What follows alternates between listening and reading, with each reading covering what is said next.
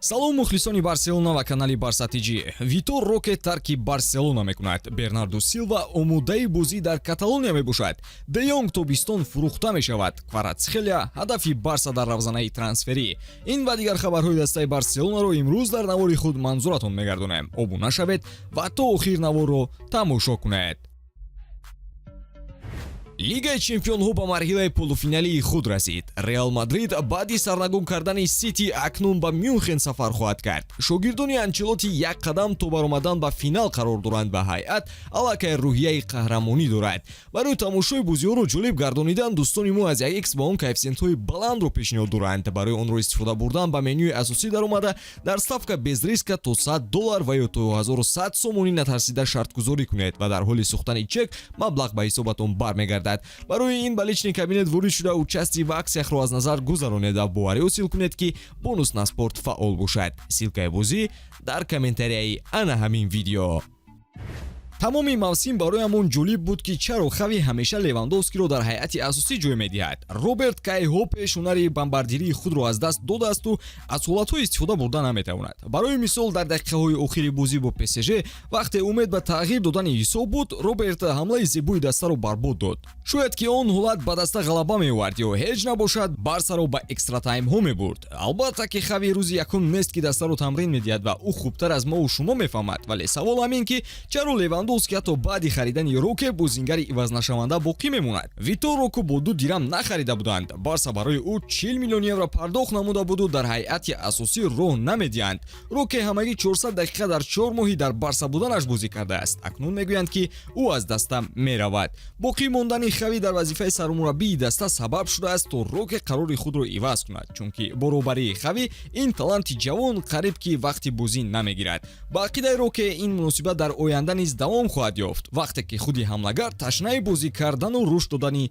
ҳунараш аст. Хубтараш рӯбарияти даста тобистон фикри фурӯши Левандовскиро ба Арабистони Саудӣ кунанд. Такя бошад бар Рокеи ҷавон карда мешавад. Ин ҳам ба буҷети даста кӯмак мекунад, ҳам шумораи голҳо бештар мешаванд. Фикр намекунам ки мавсими оянда Роберт беҳтар шавад, чун дар сину соли ӯ қариб ки чиноре ҳам боқӣ намондааст. Фрэнки Де Йонг ҳарчанд дар Нидерланд ба воя расида бошад ҳам, аммо ДНК-и Барса дар ӯ дида мешавад ва даста барои ҳамин ӯро харидорӣ карда буд. Фрэнки чӣ қадаре ҳам кӯшиш накунад, ӯ бозингари калидӣ шуда натавонист. Барса кӯшиш кард ки ӯро ба Юнайтед гусел кунаду ҳолати иқтисодиро ба тартиб дарорад, аммо худи нимҳимоятгар онро рад кард.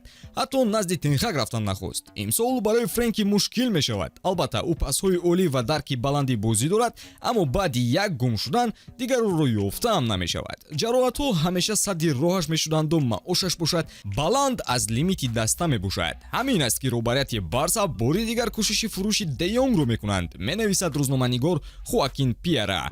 Дар рафти мавсим ба Де Йонг дастаҳои Бавария, ПСЖ, Челси ва Манчестер Юнайтед диққат дода буданд. Аз пули фурӯши Хавбек бошад, хави мехоҳад нимҳимоятгари муҳофизавӣ харидорӣ кунад.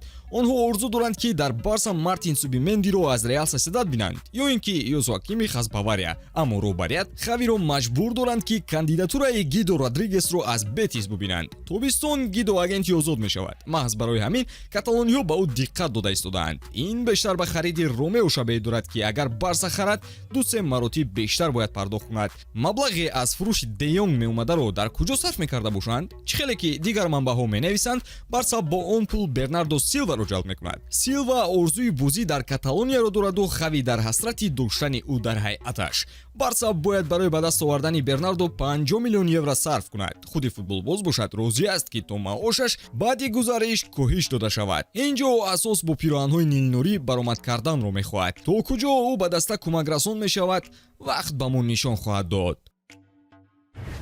Рӯзномаи бузурги варзишии итолиёвӣ Дела Спорт хабар медиҳад ки Хвича Кварацхелия наздик ба гузариш ба Барселона қарор дорад.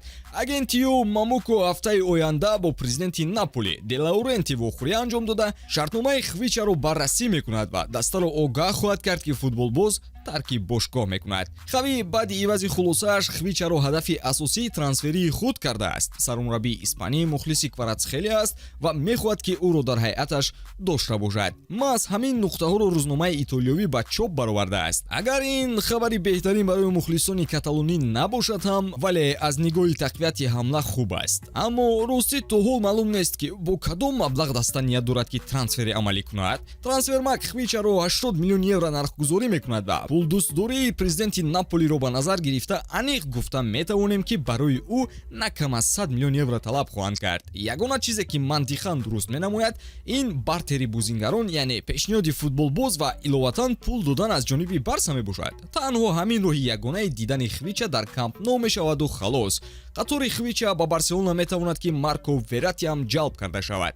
ӯ ин мавсим дар чемпионати Қатар баромад карда буд, вале нимҳиматгари итолиёвӣ ҳамоно дар формаи хуби варзишиаш қарор дорад. Замоне Барса ба ин футболбоз мароқ зоҳир карда буд ва шояд ки вақти харид ҳам акнун наздик мешавад. Ба ҳамин тавон дӯстон нобун нашавед ва дар ҷараёни навгониҳои дастаи Барселона бимонед.